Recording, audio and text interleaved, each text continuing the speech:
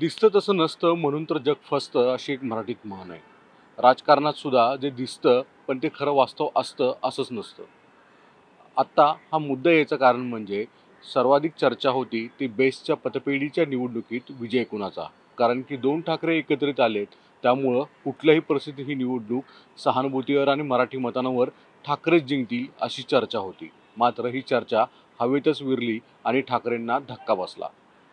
शशांक राव आणि भाजपाचे प्रसाद लाड यांचं पॅनल बहुमताने जिंकलं, सर्वच्या सर्व जागा जिंकल्या आणि ठाकरे दोन्ही एकत्रित आले, पण त्यांच्या हाती भोपळा पडला. यामागचं नेमकं राजकारण काय? कशामुळे मराठी मतं असूनही ठाकरेंना नाकारलं? या संदर्भातला आज विशेष एक्सप्लेनर मी आपणास सांगणार आहे. नमस्कार, मी सागर कुलकर्णी. NDTVच्या डिजिटल प्लॅटफॉर्मवर आपलं स्वागत. मुंबईमधील बेस्ट युनियनची पतपेढी याची निवडणूक ही यासाठी महत्त्वाची होती की गेल्या काही कालावधीमध्ये मराठी माध्यमांमध्ये किंवा सर्वच माध्यमांमध्ये चर्चा आहे ती 2 ठाकरे एकत्रित येण्याची आणि त्यामुळे मराठी जनावर मराठी माणसावर त्यांचा प्रभाव आहे आणि तेच हक्काचे त्यांचे मतदार आहेत आणि त्यांचे दावेदार स्वतः ठाकरेच करतात. मात्र हे गणित पूर्णपणे फेल ठरलं ते बेस्टच्या पतपेढीच्या निवडणुकीत. उद्धव ठाकरे असोत किंवा राज ठाकरे असोत आणि आदित्य ठाकरे असोत, हे सगळे ठाकरे गेल्या काही कार्यक्रमाच्या निमित्ताने एकत्रित येत आहेत.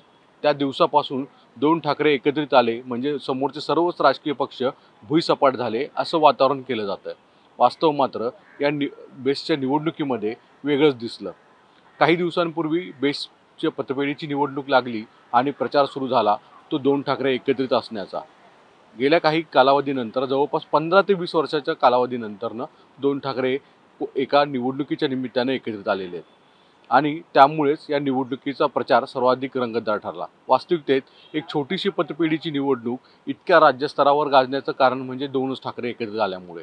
दुसरीकडे त्यांचे प्रतिस्पर्धी होते ते भाजपाचे प्रसाद लाड यांनी एक पॅनल उभा केलं होतं आणि शशांक राव जे भाजपामध्येच आहेत पण त्यांनी स्वतःची एक युनियन बांधलेली आहे आणि त्यांनी स्वतःचं वेगळं पॅनल उभा केलं होतं. अर्थात भाजपाच्या अंतर्गतलं राजकारण यामागचं एक गणित म्हटलं जातं. त्यामध्ये प्रामुख्याने म्हणजे शशांक राव हे स्वतःची युनियन बांधलेली आहे. त्यांच्या वडिलांपासून हे युनियनचं काम केलं जातं आणि संघटना कामगारांवर अतिशय मजबूत त्यांची पकड आहे. पण गेल्या जवळपास 5 ते 6 वर्षापासून शशांक राव हे देखील जरासे पॉलिटिक्सपासून आणि सगळ्या एकंदरीत सगळ्या सार्वजनिक कार्यक्रमांपासून दूर राहिले. त्यांनी संघटनेचं काम तसंच बांधणीत स्वरूपात केलेलं जे त्यांच्या वडिलांनी केलं होतं.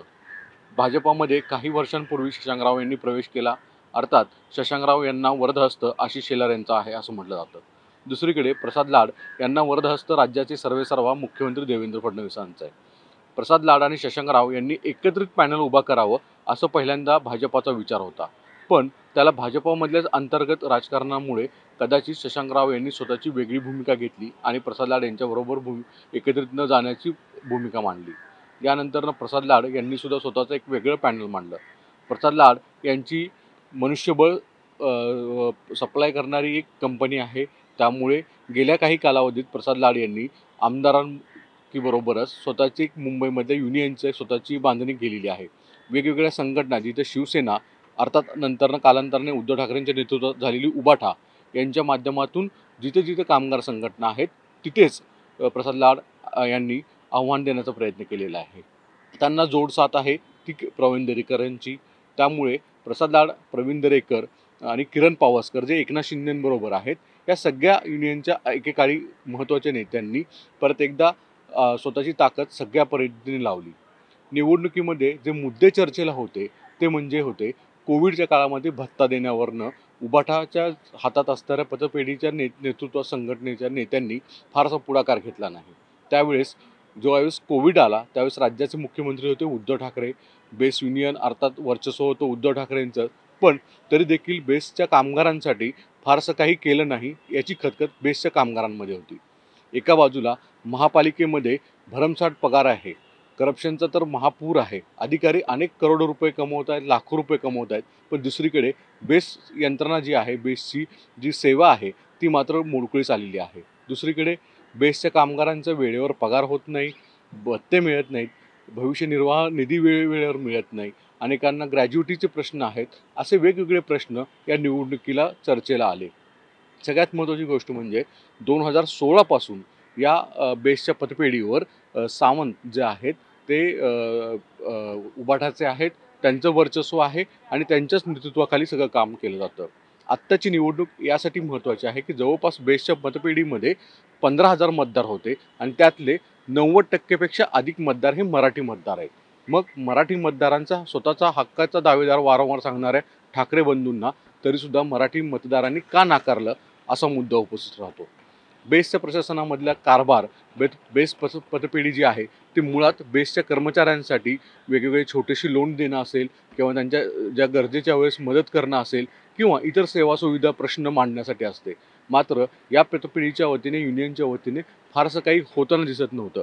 जे काही झाले ते निवडणुकीच्या कार्यकाळामध्ये भ्रष्टाचाराचे आरोप झाले आणि विशेष म्हणजे आर्थिक गुन्हे शाखा EOW ज्याला म्हणतात ती राज्याच्या गृह मंत्रालयांच्या अंतर्गत असते आणि त्या माध्यमातून या संपूर्ण प्रकरणामध्ये लोणावळा इथे एक गेस्ट हाऊस घेण्यात आलं, ज्याच्यामध्ये करोडो रुपये हे अधिक रकमेनं दाखवून खरेदी करण्यात आले. याच्यामध्ये मोठ्या प्रमाणामध्ये भ्रष्टाचार झाला असं म्हटलं जातं. तसंच या सगळ्या पूर्ण प्रकरणामध्ये गेल्या काही वर्षांमध्ये बेसच्या पतपेढीच्या माध्यमातून वेगवेगळे आर्थिक व्यवहार केले गेले. त्या व्यवहारांमध्ये सुद्धा मोठ्या प्रमाणामध्ये गैरव्यवहार होते असं म्हटलं गेलं. याची चौकशी सुरू झाली आणि नेमक्या प्रचारामध्ये सुद्धा परत हा एक मुद्दा आला.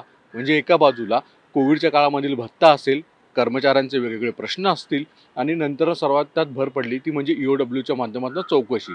या संपूर्ण काळामध्ये कोविड असेल किंवा या पतपेढीचं नेतृत्व करणारे उबाटाचे जे नेते आहेत ते मात्र फारसे कर्मचाऱ्यांना जे काही प्रश्न विचारले जात होते कर्मचाऱ्यांकडनं त्याला फारसे प्रतिसाद देऊ शकले नाहीत किंवा उत्तरं खुलासा स्वरूपात करू शकले नाहीत.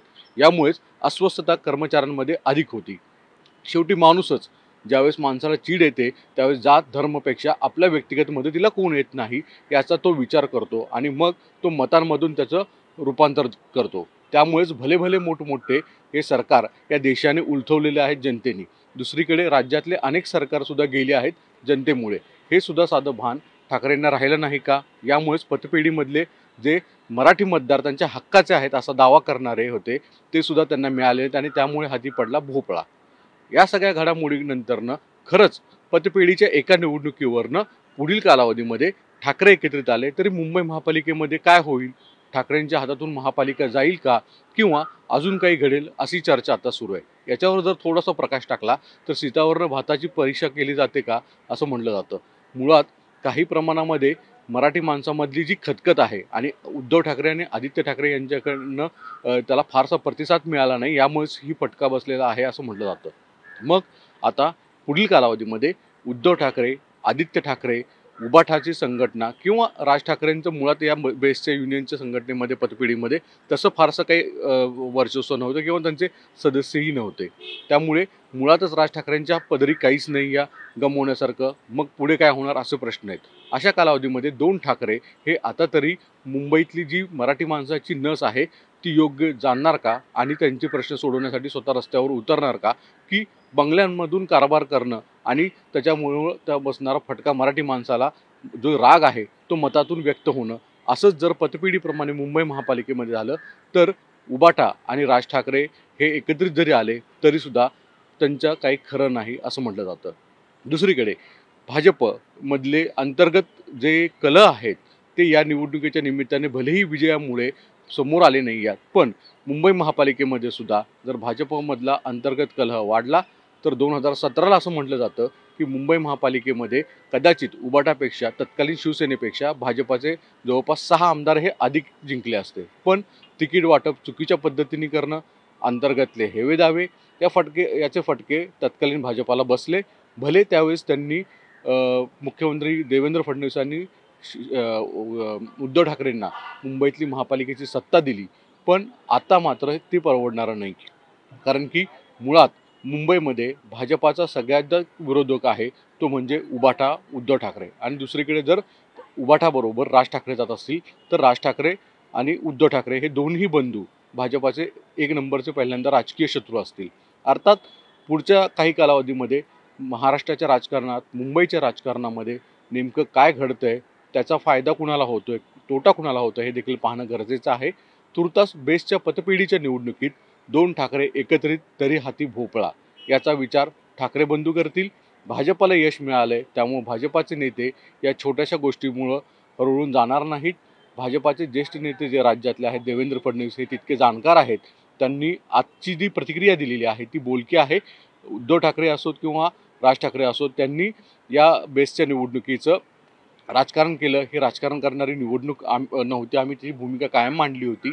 पण नेमक्या याच मुद्द्यावरनं भविष्यामध्ये परत एकदा राजकारण होण्याची शक्यता नाकारता येत नाही. या विशेष म्हणजे माध्यमांमधले अनेक लोक तोंडघशी पडले, कारण की एका बाजूला ठाकरे ठाकरे म्हणून जे जोरजोराने घसाकोरडं करत होते, तिथे ठाकरेंच्या हाती भोपळा आला आणि शशांकरावसारखा अंडरकरंट जो आहे तो बेस्टच्या निवडणुकीत समजला नाही, अशीच परिस्थिती आहे. परत एकदा शशांकराव यांनी युनियनवरची स्वतःची बाजू भक्कम असल्याचं सिद्ध केलेलं आहे. पुढच्या कालावधीमध्ये मुंबई ही कामगारांची आहे, मुंबई ही चाकरमान्यांची आहे असं म्हटलं जातं. त्यामुळं या निवडणुकीत कामगारांच्या मनामधली जी खदखद आहे ती परत एकदा दिसून आलेली आहे. कदाचित राजकीय नेते हे जाणतील आणि महाराष्ट्राचं राजकारण परत एकदा जनतेच्या, सर्वसामान्य लोकांच्या, कामगारांच्या हितासाठी होईल, हे महत्त्वाचं. तुर्तास इतकंच. धन्यवाद.